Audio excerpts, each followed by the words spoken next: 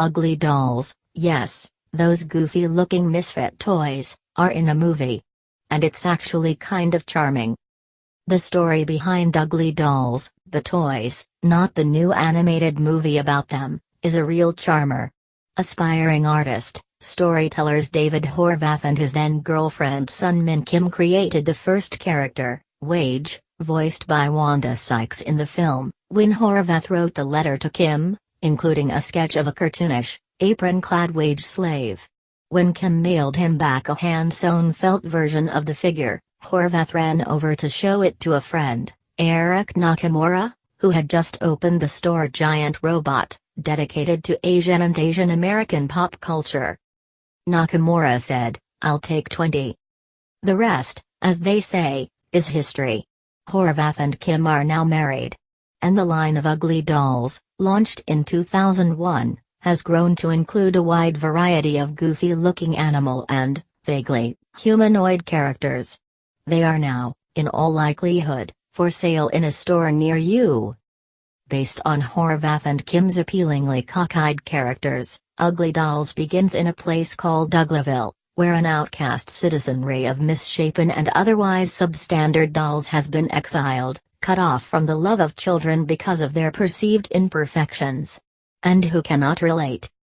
The off-kilter, jerry-built visual design of the place is actually pretty cute, even if it bears more than a passing resemblance, in spirit, to the island of misfit toys from the 1964 Rankin-base holiday classic Rudolph the Red-Nosed Reindeer. There's also a teensy touch of the Toy Story franchise here, especially in the movie's Secret Life of Toys setting. But Horvath and Kim's backstory and the sweet, small beginnings of their once outsider product are nowhere to be found. It probably wouldn't have made much of a movie anyway. Moxie, voice of Kelly Clarkson, right, and Ugly Dog, Pitbull, in Ugly Dolls. SD's films. And yet, as with a bay leaf that has been removed from the stew, there remains a whiff of that counterculture energy and that message of love to the film, despite the feeling at times that you are watching a feature-length commercial for the toys. Mostly, this is thanks to the powerful visual appeal of the dolls themselves, who have delightfully misaligned teeth, missing eyes and other lovable deformities.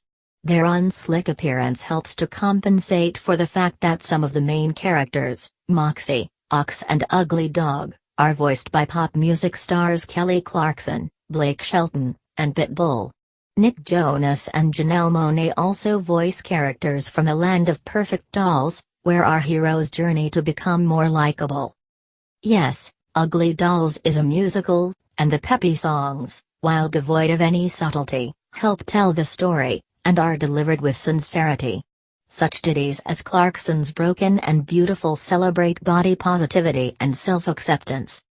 It's hard to find fault with that, even if there are moments when the film's explicit critique of idealized beauty is obscured by packaging that is also, in the end, a kind of product pitch.